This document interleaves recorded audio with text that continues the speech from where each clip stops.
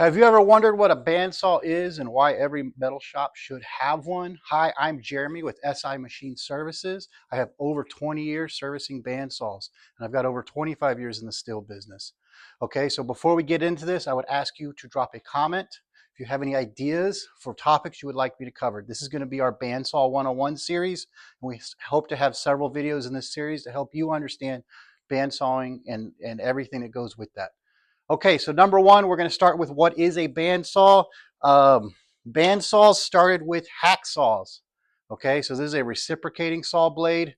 The concept is that the machine moves in one direction, it does not cut, and then it comes down and cuts. So you have 50% of the motion is wasted. Okay, so somebody figured out if they could make it into an endless loop, okay, then we could always be cutting. And then that's why you have blades like this where they are continuous, and then you are able to keep cutting. Okay, so they're basically the same, but you just took that blade and you put it on a band. Okay, let me change my notes 1 second. Okay, next we have wheel size and capacity. Okay, I'm going to make a drawing, but I want to show you I've got a handheld bandsaw. There's a little Milwaukee. Okay, so what we have here is we have two wheels. We have this wheel and that wheel. We have the blade goes around the wheels. We've got this center section, which is the cut throat. Okay, this is where the material is going to go into cut. Okay, and then we also have these guides. Okay, and what these do is they turn the blade, whatever degree, so 90 degrees, 45 degrees, into the straight cut that it's supposed to cut with. Okay, I'm going to draw to help you understand. So what we have here is you're going to have your average bandsaw. Okay, you're going to have a wheel in here and you're going to have a wheel in here.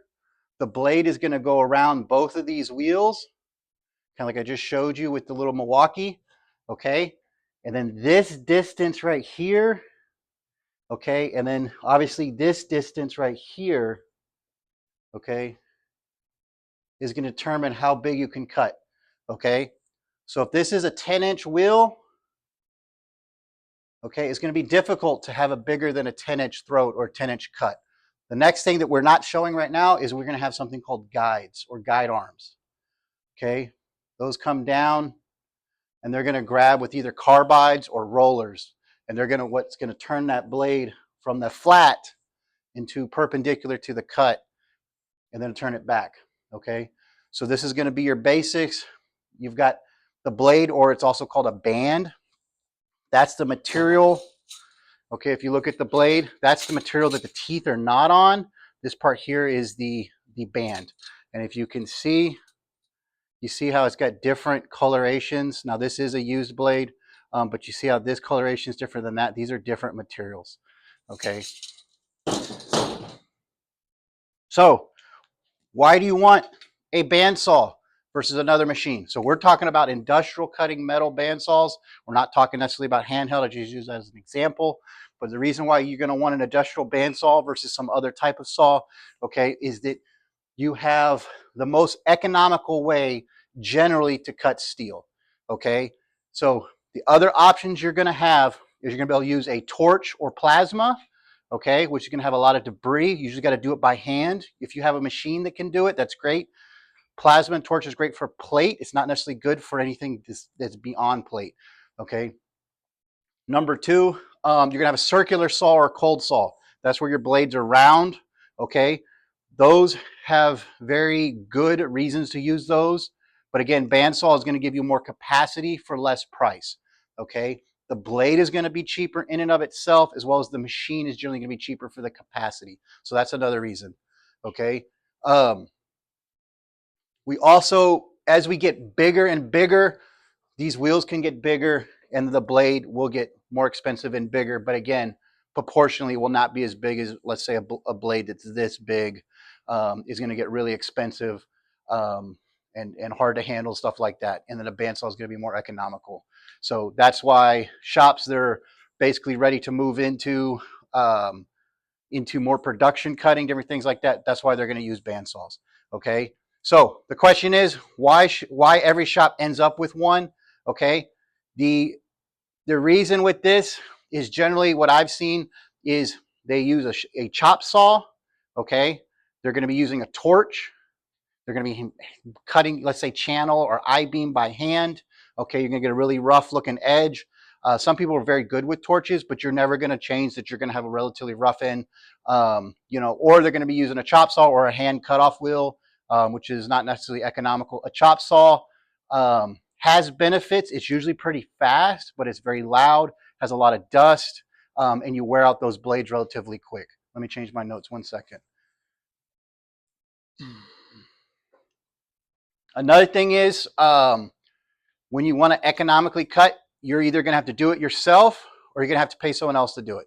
So where you're purchasing the steel from, you're going to have them cut it and then bring it to you. It might hold up delivery. You might not like the cost. So again, that's why you might bring in a bandsaw in-house. Okay, so that's something that's important. So the next thing is what most people don't know about bandsaws. And like I said, I've been doing this for 20 years. I ran a saw before that. And most people don't know anything about bandsaws. That's what most people don't know. Most people have never heard of a bandsaw. I've had to have that explanation many times over the past 20 years that that's what my job is, that I work on bandsaws and I service bandsaws. They don't even know what a bandsaw is. They don't even know that that industry exists. Okay, so again, a bandsaw is usually the first step in any process. Once a customer gets material from the mill, the bandsaw is usually the very first step that they're going to do before it goes to any other process. Weld, paint, machining, forging, any of those different things, depending on what you guys are doing. Okay, so another thing is if you ever have to do production cutting, a bandsaw is going to be superior to that than if you're able to do ones or twos, and then that's where you're going to want to get into an automatic machine, different things like that. And again, let's say you're a fabricator shop and you got to produce these little pieces, little tabs, you got to weld everywhere. It's going to be a lot easier if you can just run those in automatic.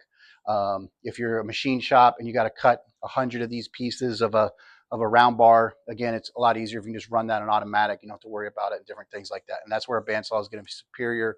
It's going to have a lot more versatility for its capacity than a different machine. And when it's set up right, it's going to be a lot less hands off. You can have one operator potentially running multiple saws.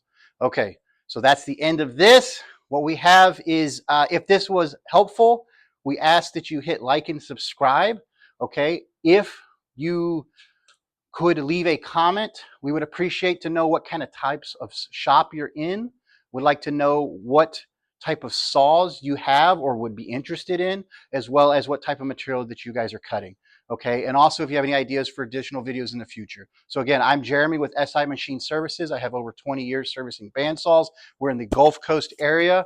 If you would like any other information, our information will be linked below. So you guys have a wonderful day. Thank you.